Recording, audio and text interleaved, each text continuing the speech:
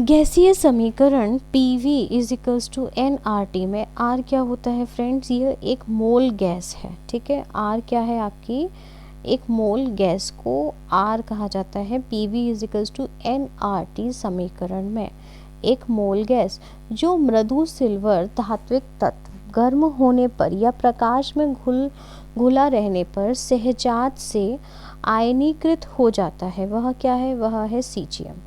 जो आपका सीजियम क्या होता है, एक मृदु सिल्वर होता है, मृदु सिल्वरी धात्विक तत्व होता है, जिसे जब गर्म किया जाता है या उसे प्रकाश में खुला छोड़ दिया जाता है तो वो सहजता से आयनीकृत हो जाता है, उसका आयोनाइजेशन इजीली हो जाता है, वो है आपका सीजियम। ठीक है, CaC2 जल से उपचारित करने पर क्या देता है, एसिटिलीन देता है। CaC2 जल से उपचारित करने पर एसिटिलीन देता है। ठीक है, एसिटिलीन कौन देता है, CaCO2 जब उसे जल के साथ उपचारित किया जाता है। मीथेन अणु की आकृति होती है समचतुष्फलकीय। जो मीथेन अणु होते हैं, मीथेन गैस सुना होगा आपने, उसकी आकृति क्या होती है, समचतुष्फलकीय होती है। उसका अगर आपको केमिकल फॉर्मूला पता हो मीथेन का तो CH4 होता है, जो कि आप ऐसे बॉन्डिंग बनाते हैं उसका, इसी को समचतुष्फलकीय कहा गया है। ठीक है, नहीं समझ आया, एक बार और बना देती हूँ। कार्बन हाइड्रोजन हाइड्रोजन हाइड्रोजन, तो ये होगी ना समचतुष्फलकीय आकृति। ठीक है, तांबे का शत्रु तत्व है गंधक यानी कि सल्फर। सल्फर और जो कॉपर है इनकी दुश्मनी रहती है। मोटर कारों के धुएं में कैंसर उत्पन्न करने वाली गैस कौन सी होती है, ये कार्बन मोनोऑक्साइड होती है। कार्बन मोनोऑक्साइड कौन सी गैस है, जो कि आपके मोटर कारों के धुएं में से कैंसर होता है, वो है। ठीक है, और आपको कार्बन मोनोऑक्साइड जो है ये ब्लू फ्लेम के साथ जलती है। ये क्वेश्चन भी आ चुका है कि नीली ज्वाला के साथ या फिर नीले कलर के साथ कौन सी गैस जलती है, तो वो आपका कार्बन मोनोऑक्साइड होती है। और मोटर कारों के जो धुएं से जो कैंसर बीमारी होती है उसके लिए भी आपकी कार्बन मोनोऑक्साइड जिम्मेदार है।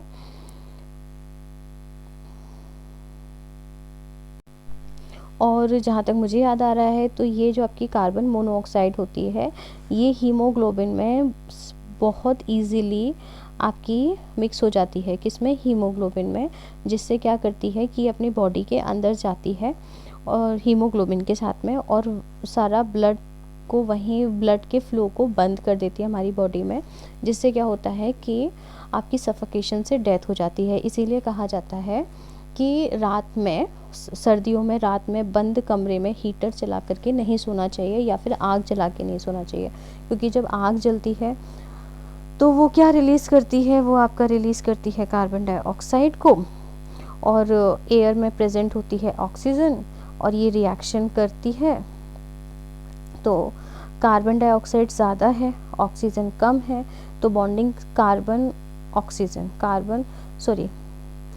मोनोऑक्साइड के फॉर्म में हो जाती है। ठीक है, जो कि आपकी हीमोग्लोबिन की फेवरेट गैस है। तो हीमोग्लोबिन ऑक्सीजन को छोड़कर कार्बन मोनोऑक्साइड को लेकर के बॉडी के अंदर चला जाता है और वो इजीली ब्लड में घुल जाती है और हमारे बॉडी के अंदर के सारे ब्लड को जमा देती है, ब्लड सर्कुलेशन बंद हो जाता है, सफोकेशन से हमारी डेथ हो जाती है।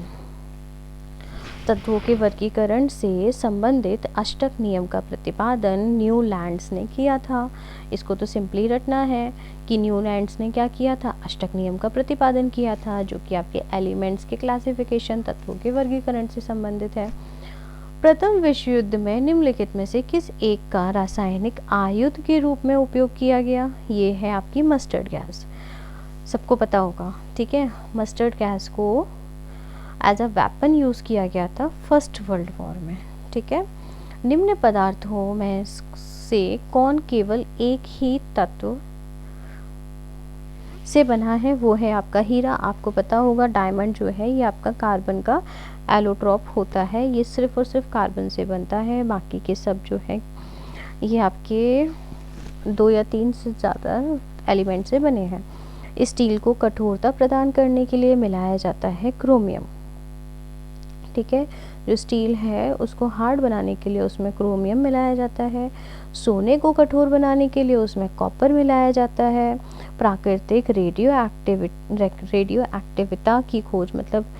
एक्टिविटी की खोज हेनरी बैकरल ने की थी। इन्हें इसके लिए नोबेल प्राइज़ मिला था। आप लोगों को पता होना चाहिए ये चीज़। हेनरी बैकरल को रेडियो एक्टिविटी की खोज करने के लिए नोबेल अवार्ड मिला था। निम्नलिखित में से प्रमुख ग्रीन हाउस गैस कौन सी है? ये है आपकी कार्बन डाइऑक्साइड। ठीक है। तत्वों के वर्गीकरण से संबंधित त्रिक के नियम का प्रतिपादन किसने किया था? ये किया था आपके डोबे-रेनर ने। डोबे-रेनर ने क्या किया था कि तत्वों के वर्गीकरण से संबंधित त्रिक नियम याद रखिएगा। ठीक है, ये डोबे-रेनर ने दिया था। फ्रेंड्स, ये क्वेश्चन बहुत रेयरली देखने को मिलता है। त्रिक का नियम किसने दिया था? आपके डोबे-रेनर ने दिया था। आगे देखते हैं। एक कार बैटरी में प्रयुक्त विद्युत अपघट्य होता है सल्फ्यूरिक एसिड। सल्फ्यूरिक एसिड क्या होता है? आपकी एक जो कार बैटरी होती है उसमें यूज़ होने वाला विद्युत अपघट्य सल्फ्यूरिक एसिड। ऐसे तत्व जिनमें धातु और अधातु दोनों के गुण पाए जाते हैं वो उपधातु कहलाते हैं। ठीक है, उपधातु कौन से होते हैं? जिनमें धातु और अधातु दोनों के गुण पाए जाते हैं।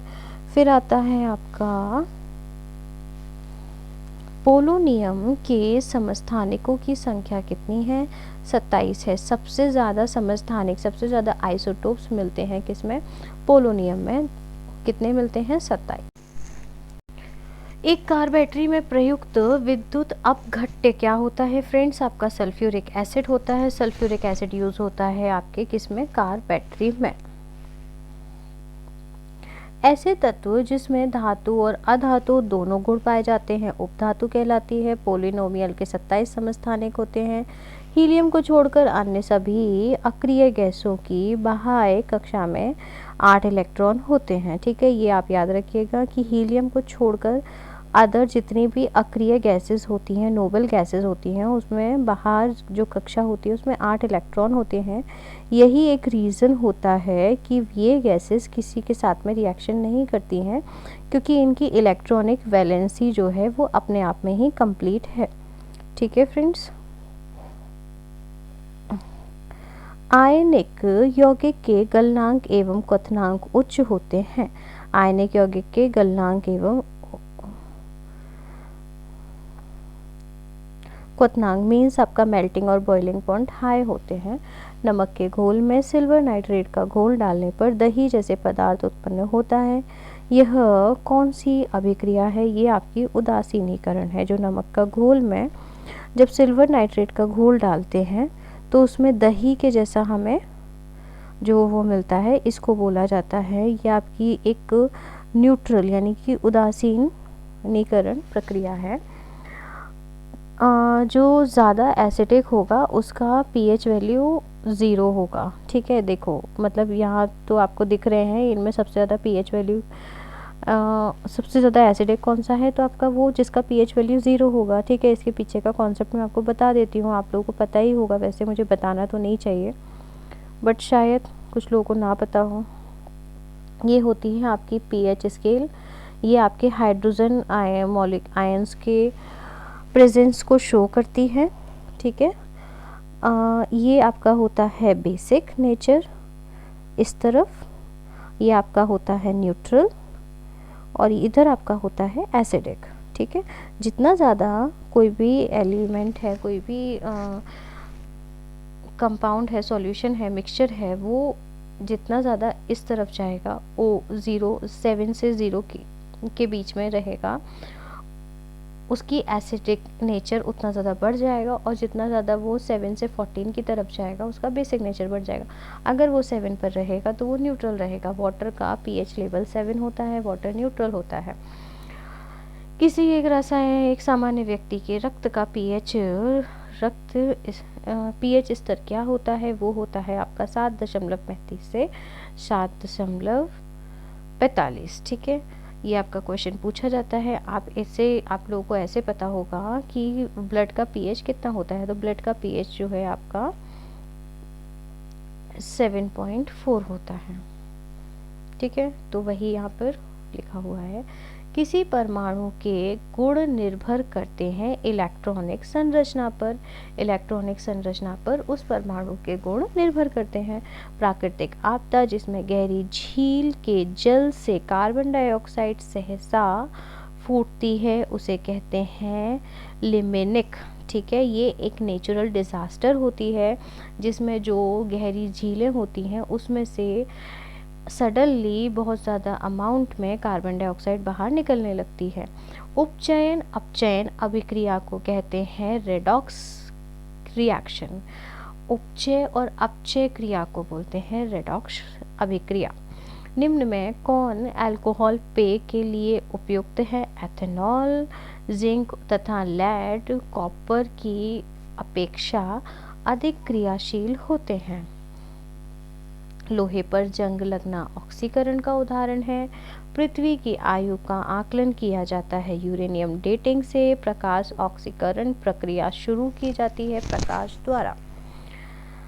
इलेक्ट्रॉन त्यागने की प्रवृत्ति क्या कहलाती है? ऑक्सीकरण कहलाती है। इलेक्ट्रॉन त्यागने की प्रवृत्ति ऑक्सीकरण कहलाती है। पदार्थ का चतुर्थ अवस्था है प्लाज्मा और पंचम अवस्था है आपकी Bose Einstein. Bose Einstein matter की 5th स्टेज है। इस्पात या आयरन की वस्तु में जिंक की परत चढ़ाई जाती है, इसे कहा जाता है यशद लेपन। दलदली भूमि में कौन सी गैस? मीथेन गैस निकलती है दलदली भूमि से, इथेन गैस। जिस न्यूनतम ताप पर कोई पदार्थ जलना शुरू करता है उसे पदार्थ को कहते हैं ज्वलन ताप।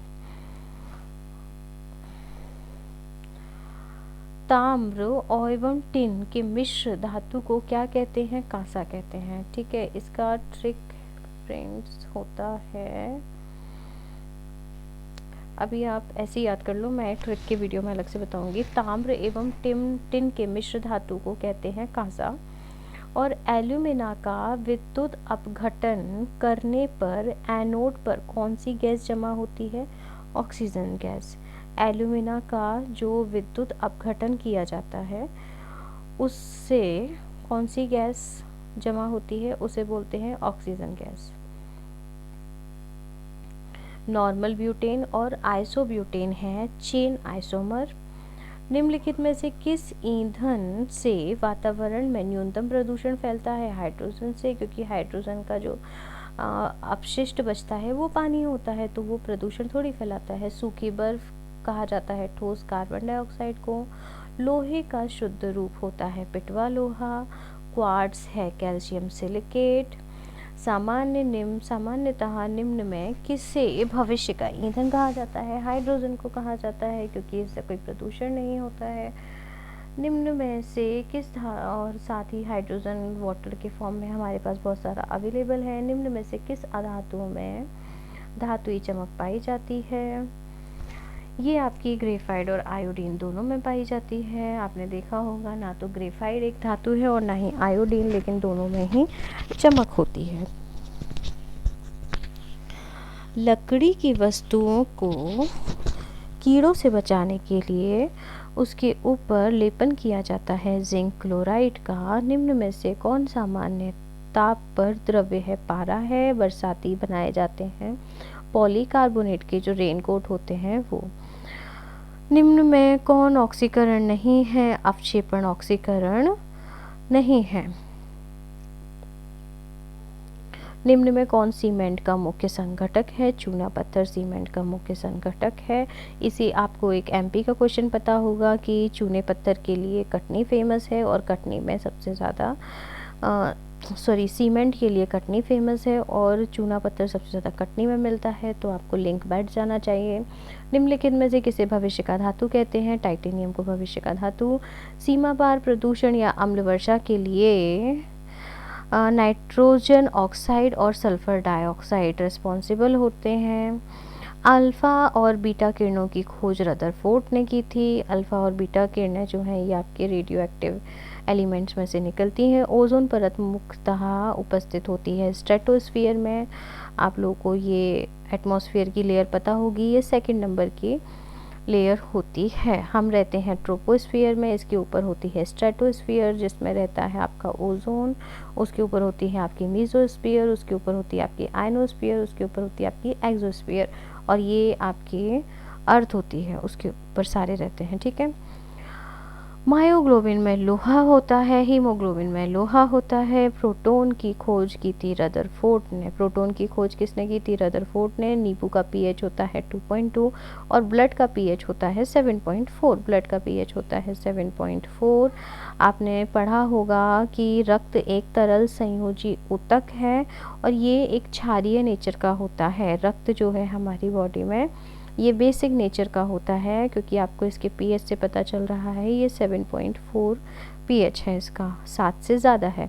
और नींबू जो है एसिडिक नेचर का होता है, इसका पीएच आपको कितना दिख रहा है? 2.2 दिख रहा है, तो 7 से कम है तो एसिडिक नेचर का हो जाएगा। जिंक तथा लेड कॉपर की अपेक्षा अधिक क्रियाशील है। जिंक तथा लेड जो है ये आपके ज़्यादा क्रियाशील है। सॉरी फ्रेंड्स, ये पीडीएफ थोड़ी डिस्टर्ब हो गई, give me a minute please. Zinc तथा लेड कॉपर की अपेक्षा अधिक क्रियाशील होते हैं। सिरका का लैटिन भाषा में कहा जाता है एसिटम। एसिटिक एसिड सुना होगा आपने, सिरका में होता है, उसी से आप इजीली लैटिन भाषा में एसिटम याद कर सकते हो। सोडियम, लिथियम, कैल्शियम और निकेल में से किस धातु को चाकू से, सोडियम को काटा जा सकता है चाकू से? कौन विजातीय यौगिक है? प्लास्टर ऑफ पेरिस, ये जो आपके देखो संगमरमर है यानी कि आपका मार्बल है, चूना पत्थर है और खड़िया है, ये सभी स्टोन के टाइप है, ना कि प्लास्टर ऑफ पेरिस।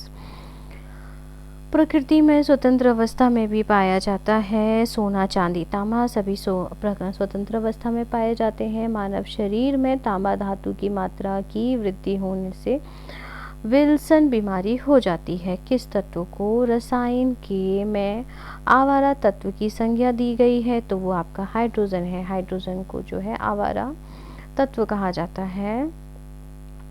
सबसे कठोर, आप ऐसे याद कर सकते हो, हाइड्रोजन को आवारा तत्व कहा जाता है। हाइड्रोजन का एटॉमिक नंबर ये 1, एटॉमिक वेट